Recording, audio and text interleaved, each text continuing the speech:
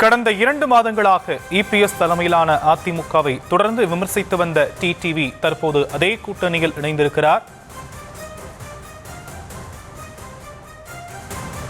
மீண்டும் ஜெயலலிதா ஆட்சியை அமைப்பதற்காக என்டிஏ கூட்டணியில் அவர் இணைந்திருப்பதாக செய்தியாளர்களை சந்திப்பின் போது அவர் தெரிவித்ததை நாம் காட்சிகளாக பார்த்து வருகிறோம். ஒரே மாதத்தில் தன்னுடைய நிலைப்பாட்டை மாற்றி டிடிவி தினகரன் என்டிஏ கூட்டணியில் இணைந்திருப்பதை அண்மை செய்திகளாக நாம் பார்க்கிறோம்.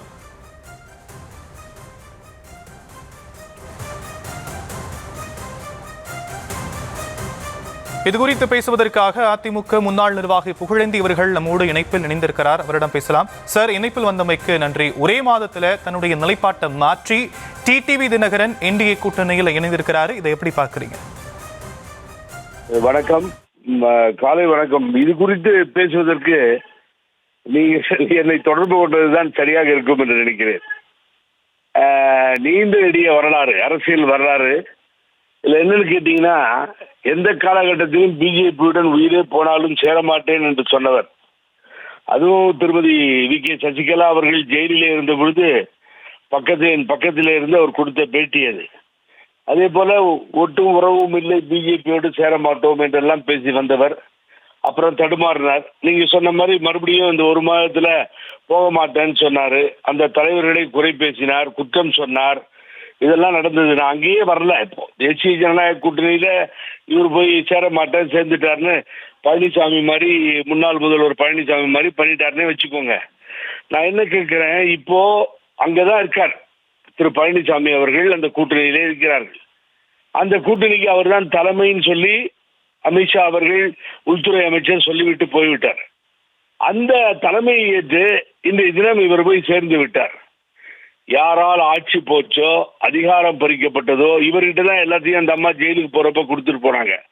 ஆட்சி, அதிகாரம், கட்சி, நிர்வாகம் எல்லாம் கொடுத்துட்டு போனாங்க நம்பி. அத்தனையும் பறித்து கொண்டவர் பழனிசாமி. ஆனா அரசியல் அனாதையாக தெருவிலே நிறுத்தியவர் அவர். திரும்பி அந்த அம்மா வரும்பொழுது இவர்கிட்ட ஒண்ணுமே இல்லை, தனி மனிதனாக நிற்கிறார்.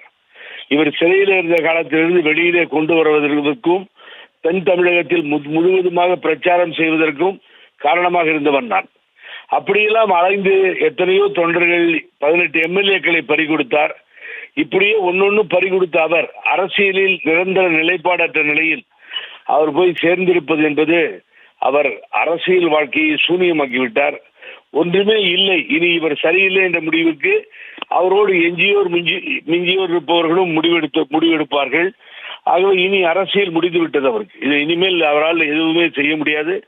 அவருடைய சுயநலத்திற்காக, அவருடைய வழக்குகளுக்காக இன்றைய தினம் இவரும் போய் பிஜேபி பின்னால் சென்றிருப்பதுதான் உண்மை. இரட்டை இலை வழக்கு, லஞ்சம் கொடுத்த வழக்கு இருக்கிறது, அது பெண்ணியில இருக்கிறது, இடி வழக்கு இருக்கிறது. ஆகவே கொள்கை கோட்பாடெல்லாம் இல்லை. அம்மா ஆட்சி பிஜேபி வைத்துக் கொண்டு வருவோம் என்று சொல்வதை விட மிக கொடுமையானது என்ன இருக்க முடியும்? ஆகவே மக்கள் யோசிப்பார்கள், தொண்டர்கள் யோசிப்பார்கள். எடுத்த முடிவு சரியான முடிவு அல்ல.